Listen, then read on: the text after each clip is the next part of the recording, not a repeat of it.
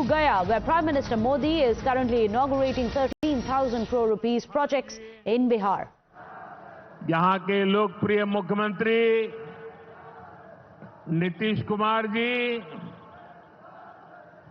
केंद्रीय मंत्रिमंडल के मेरे सहयोगी जीतन राम मांझी जी, राजीव रंजन सिंह,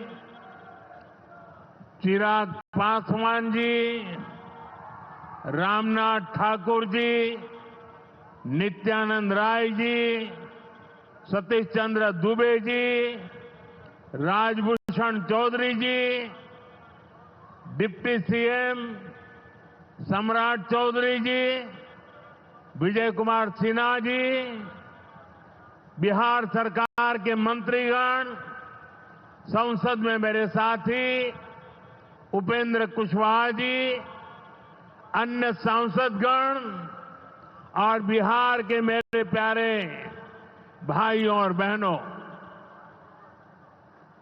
गया जी की ये धरती अध्यात्म और शांति की धरती है। ये भगवान बुद्ध को बोध कराने वाली पावन भूमि है। गया जी की आध्यात्मिक और सांस्कृतिक विरासत बहुत प्राचीन है, बहुत समृद्ध है। यहां के लोगों की इच्छा थी कि इस नगरी को गया नहीं, गया जी कहा जाए। मैं इस निर्णय के लिए बिहार सरकार का अभिनंदन करता हूं। मुझे खुशी है कि गया जी के तेज विकास के लिए बिहार की डबल इंजन सरकार लगातार काम कर रही है। भाइयों बहनों, आज भी गया जी की पावन भूमि से एक ही दिन में 12,000 करोड़ रुपए की परियोजनाओं का लोकार्पण या शिलान्यास हुआ है। इनमें ऊर्जा, स्वास्थ्य और शहरी विकास के जुड़े कई बड़े प्रोजेक्ट्स हैं।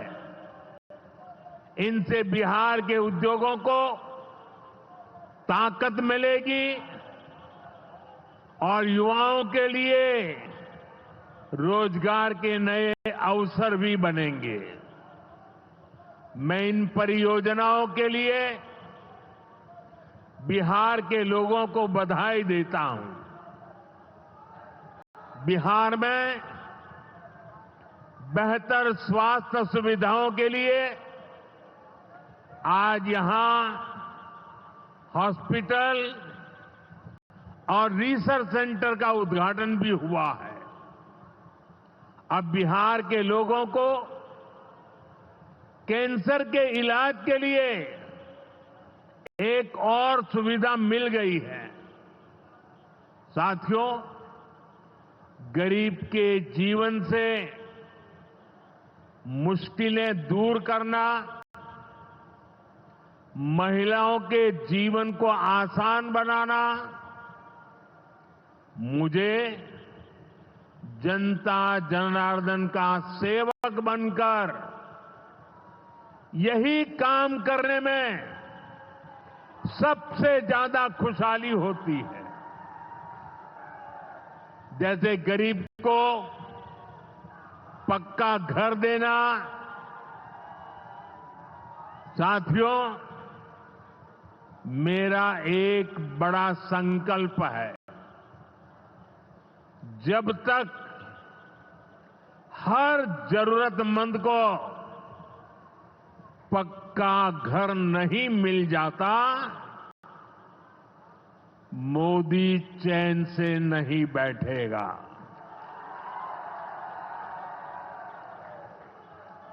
इसी सोच के साथ पिछले 11 साल में 4 करोड़ से अधिक गरीबों को पक्के घर बनाकर दे दिए गए। अकेले हमारे बिहार में 38 लाख से अधिक आवास बनाए गए। गया जिले में भी 2 लाख से अधिक परिवारों को अपना पक्का घर मिला है। और हमने सिर्फ घर यानी 4 दीवारें नहीं दी, बल्कि उन घरों के साथ गरीब को उसका स्वाभिमान दिया है। इन घरों में बिजली, पानी, शौचालय और गैस कनेक्शन की सुविधाएं दी हैं। यानी गरीब परिवारों की भी सुविधा, सुरक्षा और सम्मान से जीने की गारंटी मिली है।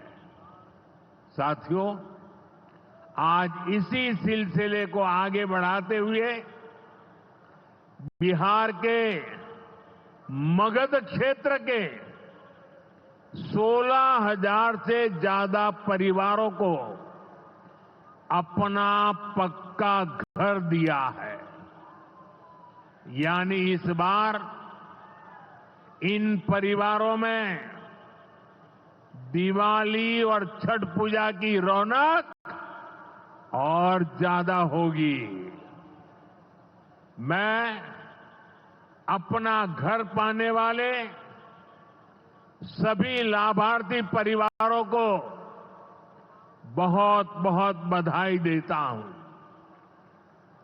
और जो लोग अब भी पीएम आवास योजना के लाभ से छूट गए हैं, मैं उन्हें विश्वास दिलाता हूं कि पीएम आवास का अभियान तब तक जारी रहेगा जब तक हर गरीब को अपना पक्का घर नहीं मिल जाता। साथियों, बिहार चंद्रगुप्त मौर्य और चाणक्य की धरती है। जब जब किसी दुश्मन ने भारत को चुनौती दी है, बिहार देश की ढाल बनकर खड़ा हुआ है। बिहार की धरती पर लिया हुआ और संकल्प, ये धरती की ताकत है। इस धरती पर लिया गया हर संकल्प कभी खाली नहीं जाता। और इसलिए तो भाइयों बहनों, जब कश्मीर के पहलगाम में आतंकी हमला हुआ था, हमारे निर्दोष नागरिकों को उनका धर्म पूछ करके मारा गया, मैंने बिहार की इसी धरती से आतंकवादियों को मिट्टी में मिलाने की बात कही थी। आज दुनिया देख रही है, बिहार की धरती से लिया गया वो संकल्प पूरा हो चुका है। आपको याद होगा, उधर से पाकिस्तान हम पर ड्रोन हमले कर रहा था, मिसाइलें दाग रहा था, और इधर भारत पाकिस्तान की मिसाइलों को हवा में तिनके की तरह बिखेर रहा था। पाकिस्तान की एक भी मिसाइल हमें नुकसान नहीं पहुंचा पाई। साथियों, ऑपरेशन सिंदूर ने भारत की रक्षा नीति की नई लकीर खींच दी है। अब भारत में आतंकवादी भेजकर हमले करा के कोई बच नहीं सकेगा। आतंकवादी चाहे पाताल में क्यों न छिप जाए, भारत की मिसाइलें उन्हें दफन करके रहेगी। साथियों, बिहार का तेज विकास केंद्र की एनडीए सरकार की बहुत बड़ी प्राथमिकता है। इसलिए आज बिहार चौतरफा विकास के रास्ते पर आगे बढ़ रहा है। बीते वर्षों में पुरानी समस्याओं के समाधान तलाशे गए हैं और नई प्रगति के रास्ते भी बनाए गए हैं। आप याद करिए, लालटेन राज में यहां कैसी दुर्दशा थी। लालटेन राज में एक क्षेत्र लाल आतंक से जकड़ा हुआ था। माओवादियों की वजह से शाम के बाद कहीं आना जाना मुश्किल था।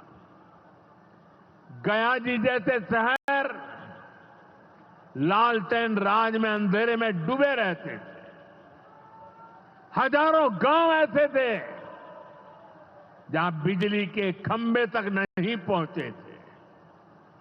लालटेन वालों ने पूरे बिहार के भविष्य को अंधेरे में धकेल दिया था। न शिक्षा थी, न रोजगार था। बिहार की कितनी पीढ़ियों को इन लोगों ने बिहार से पलायन के लिए मजबूर कर दिया था। साथियों, बिहार के लोगों को आरजेडी और उनके साथी सिर्फ अपना वोट बैंक मानते हैं। उन्हें गरीब के सुख दुख, गरीब के मान सम्मान से कोई मतलब नहीं है। आपको याद होगा, कांग्रेस के एक मुख्यमंत्री ने मंच से कह दिया था कि अपने राज्य में बिहार के लोगों को घुसने नहीं देंगे। बिहार के लोगों से कांग्रेस की इतनी नफरत, बिहार के लोगों के प्रति इतनी घृणा, और कोई भूल नहीं सकता। कांग्रेस का बिहार के लोगों के प्रति त्याग, जो दुर्व्यवहार देखने के बाद भी यहां आरजेडी वाले गहरी नींद में सोए पड़े थे। भाइयों बहनों, बिहार की एनडीए सरकार कांग्रेस और इंडी गठबंधन वालों के इस नफरती अभियान का जवाब दे रही है। बिहार के बेटे बेटी को यहीं पर रोजगार मिले, सम्मान की जिंदगी मिले, मां बाप की वो देखभाल कर सके, इसी सोच के साथ हम काम कर रहे हैं। अब बिहार में बड़े बड़े प्रोजेक्ट बन रहे हैं। गया जी जिले के डोभी में बिहार का सबसे बड़ा इंडस्ट्रियल एरिया तैयार हो रहा है। गया जी में एक टेक्नोलॉजी सेंटर की स्थापना भी की जा रही है। आज ही यहां बक्सर थर्मल प्लांट का, पावर प्लांट का शुभारंभ भी हुआ है। कुछ ही महीने पहले मैंने औरंगाबाद में भी Nabinagar super thermal power project की आधारशिला रखी थी। भागलपुर के पीरपैंती में भी नया थर्मल पावर प्लांट बनेगा। इस पावर प्लांट से बिहार में बिजली की आपूर्ति बढ़ेगी। और आप सब जानते हैं, जब बिजली उत्पादन बढ़ता है तो क्या होता है? घरों में बिजली की सप्लाई बढ़ती है और उद्योगों को भी ज्यादा से ज्यादा बिजली मिलती है और इससे भी रोजगार के नए मौके बनते हैं। साथियों, बिहार के युवाओं को पक्की सरकारी नौकरी देने के लिए नीतीश जी ने बड़ा अभियान चलाया हुआ है। ये नीतीश जी हैं, तभी यहां शिक्षकों की भर्ती भी पूरी पारदर्शिता से हुई। साथियों, यहां के नौजवानों को ज्यादा से ज्यादा संख्या में बिहार में ही रोजगार मिले, उन्हें नौकरी के लिए पलायन न करना पड़े, इसमें केंद्र सरकार की एक नई योजना से भी बहुत बड़ी मदद मिलने वाली है। अभी पिछले सप्ताह इस 15 अगस्त से ही देश भर में प्रधानमंत्री विकसित भारत रोजगार योजना लागू हुई है।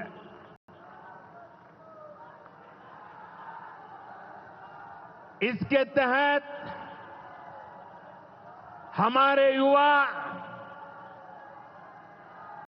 जब निजी क्षेत्र में पहली नौकरी करेंगे तो केंद्र सरकार उन्हें अपने पास से 15,000 रुपये देगी। जो प्राइवेट कंपनियां युवाओं को रोजगार देगी, उन्हें भी अलग से पैसे सरकार देगी। इस योजना का बहुत बड़ा लाभ बिहार के मेरे युवाओं को भी होगा। साथियों, हमारे देश में कांग्रेस हो, आरजेडी हो, इनकी सरकारों ने कभी जनता के पैसे का मोल नहीं समझा। इनके लिए जनता के पैसे का मतलब रहा है खुद की तिजोरी भरना। इसलिए कांग्रेस आरजेडी की सरकारों में सालों साल तक परियोजनाएं पूरी नहीं होती थी। कोई योजना जितनी थी उतना उसमें ये पैसे कमा लेते थे। अब इस गलत सोच को भी एनडीए सरकार ने बदल दिया है। अब शिलान्यास के बाद कोशिश होती है जल्द से जल्द समय सीमा में उस काम को पूरा करने के लिए सफल प्रयास किया जाए। आज का एक कार्यक्रम इसका भी एक शानदार उदाहरण है। औटा सिमरिया सेक्शन का शिलान्यास करने का सौभाग्य बिहार के लोगों ने मुझे दिया था। और आप लोगों की कृपा देखिए, आप लोगों का प्रेम देखिए कि जिस ब्रिज का शिलान्यास आपने मुझे करने के लिए कहा, आज इसका लोकार्पण करने का अवसर भी आपने मुझे दिया है। ये पुल सिर्फ सड़कों को नहीं, पूरे उत्तर और दक्षिण बिहार को जोड़ने का काम करेगा।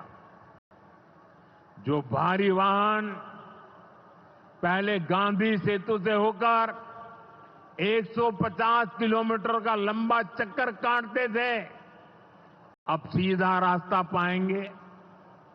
इससे व्यापार तेज होगा, उद्योगों को ताकत मिलेगी और तीर्थयात्रियों का भी पहुंचना आसान होगा। विकास के जिन प्रोजेक्ट की नींव एनडीए सरकार में रखी जाती है, वो पूरा होकर रहेंगे, ये बात पक्की है। साथियों, एनडीए की डबल इंजन सरकार यहां रेलवे के विकास के लिए भी तेजी से काम कर रही है। अमृत भारत स्टेशन योजना के तहत गयाजी रेलवे स्टेशन को आधुनिक बनाया जा रहा है। इससे गयाजी रेलवे स्टेशन पर यात्रियों को एयरपोर्ट जैसी सुविधाएं मिलेगी। आज गया वो शहर है जहां राजधानी, जनशताब्दी और made in India Vande Bharat ट्रेनों की सुविधा उपलब्ध है।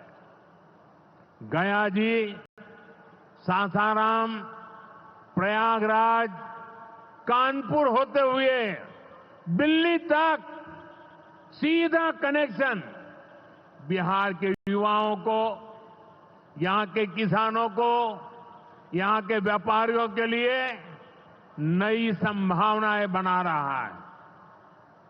भाई और बहनों, आपके आशीर्वाद से, देश के अटूट भरोसे के कारण साल 2014 में प्रधानमंत्री के तौर पर शुरू हुआ मेरा सेवा काल, ये सेवा काल निरंतर जारी है।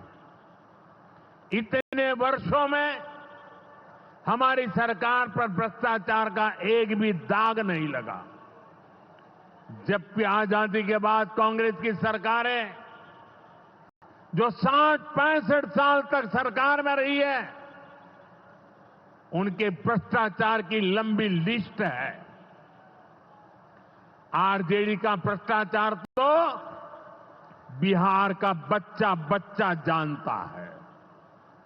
मेरा साफ मानना है कि भ्रष्टाचार के विरुद्ध लड़ाई को अगर अंजाम तक पहुंचाना है तो कोई भी कार्रवाई के दायरे से बाहर नहीं होना चाहिए। आप सोचिए, आज कानून है कि अगर किसी छोटे सरकारी कर्मचारी को 50 घंटे तक हिरासत में रख दिया तो अपने आप वो सस्पेंड हो जाता है। ड्राइवर हो, छोटा क्लार्क हो, प्यून हो, उसकी जिंदगी हमेशा हमेशा के लिए तबाह हो जाती है। लेकिन अगर कोई मुख्यमंत्री है, कोई मंत्री है, कोई प्रधानमंत्री है, तो वो जेल में रह करके भी सत्ता का सुख पा सकता है। ये कैसे हो सकता है? हमने कुछ समय पहले ही देखा है कि कैसे जेल से ही फाइलों पर साइन किए जा रहे थे, जेल से ही सरकारी आदेश निकाले जा रहे थे। नेताओं का अगर यही रवैया रहेगा तो ऐसे भ्रष्टाचार के विरुद्ध लड़ाई कैसे लड़ी जा सकती है? साथियों, संविधान हर जनप्रतिनिधि से ईमानदारी और पारदर्शिता की उम्मीद करता है। हम संविधान की मर्यादा को तार तार होते नहीं देख सकते। इसलिए एनडीए सरकार भ्रष्टाचार के खिलाफ एक ऐसा कानून लाई है जिसके दायरे में देश का प्रधानमंत्री भी है। इस कानून में मुख्यमंत्री और मंत्रियों को भी शामिल किया गया है। जब ये कानून बन जाएगा तो प्रधानमंत्री हो या मुख्यमंत्री या फिर कोई भी मंत्री, उसे गिरफ्तारी के 30 दिन के अंदर जमानत लेनी होगी और अगर जमानत नहीं मिली तो 31वें दिन उसे कुर्सी छोड़नी पड़ेगी।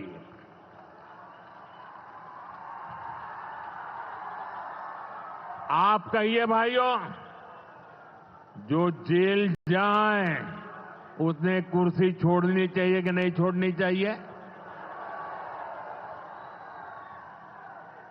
क्या वो कुर्सी पर बैठे रह सकता है क्या?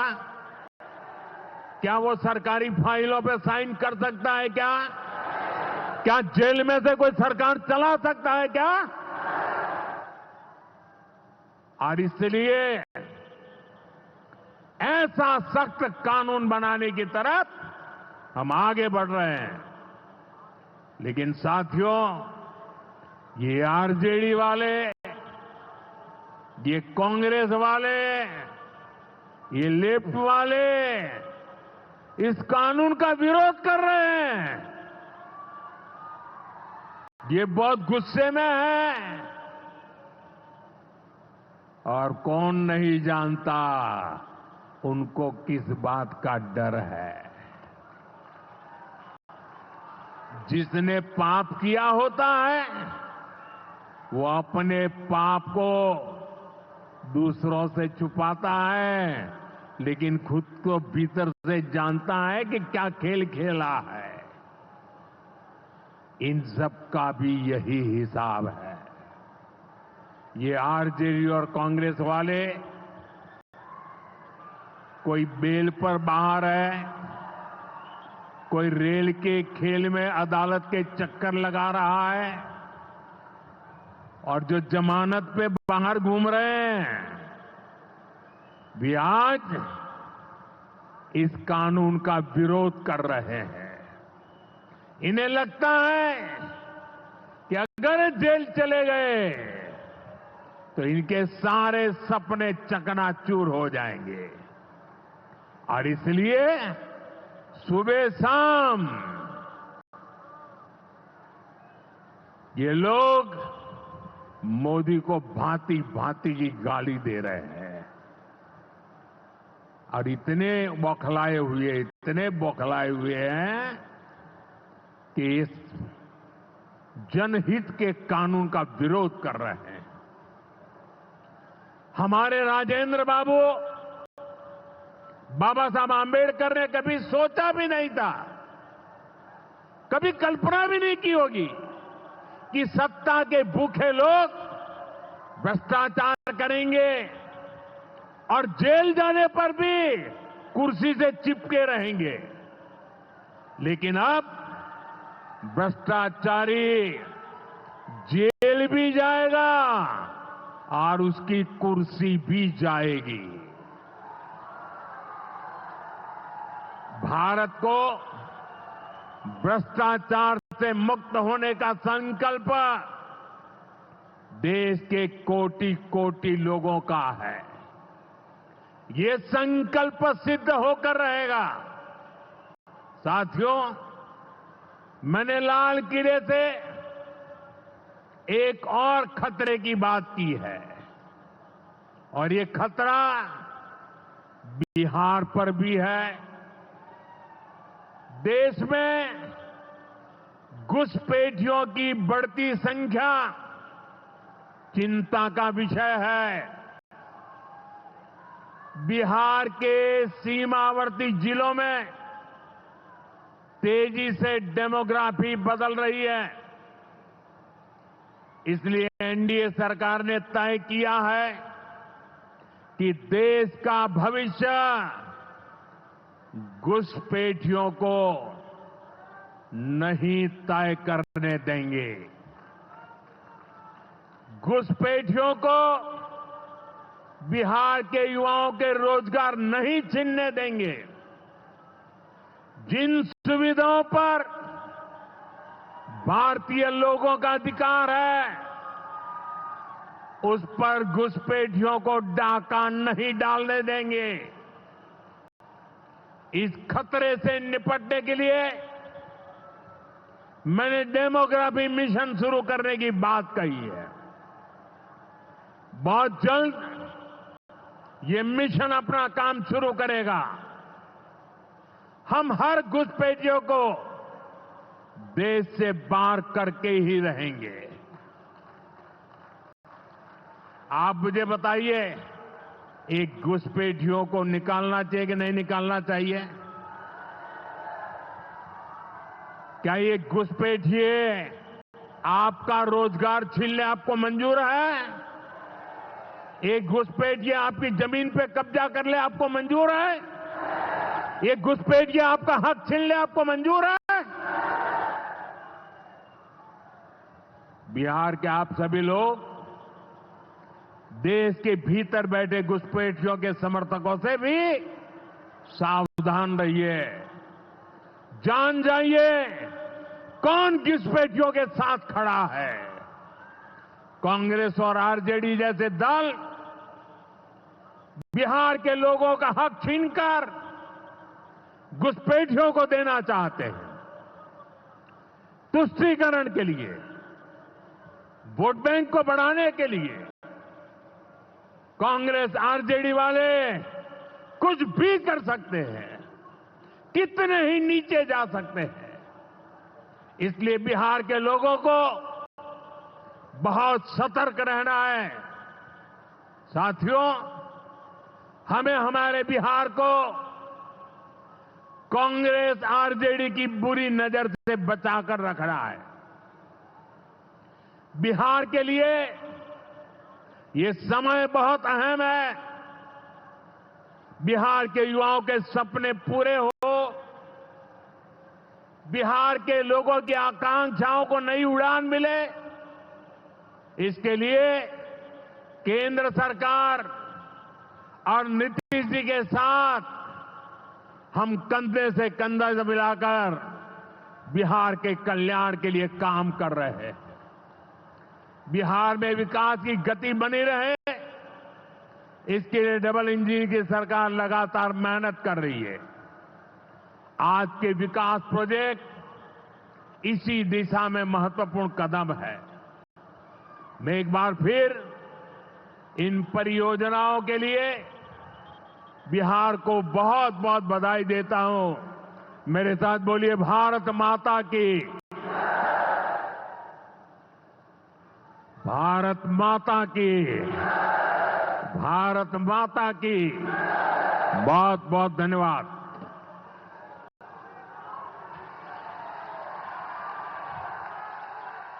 आपके ओजस्वी उद्गारों के लिए हृदय से धन्यवाद मान्यवर। ऑपरेशन सिंदूर आपके साहसिक मार्गदर्शन में हमारी तीनों सेनाओं की त्रिशक्ति के पराक्रम की अभिव्यक्ति है। रुख मोड़ दिए तूफानों के, चट्टानों को धूल बनाया है। दुश्मन हमको ना भूलेगा, उसे ऐसा सबक सिखाया है। आपका हर शब्द राष्ट्र चेतना का उद्घोष है, राष्ट्र सर्वोपरि का संकल्प है। आपकी जीवन यात्रा। So several key points raised by Prime Minister Narendra Modi in that speech in the poll-bound state of Bihar. He brought up, of course, Operation Sindoor, and apart from that, the anti-graft bill, which includes the demand to resign as far as chief ministers, prime ministers and cabinet ministers are concerned if they're jailed for a period of 30 days or more. And finally, of course, he also brought up the very contentious issue of infiltration and changing demographies as well. So lots of important points raised. We'll have to, of course, wait and see as to how the opposition now reacts to these. We'll slip into a short break. We'll come back with more on the other side.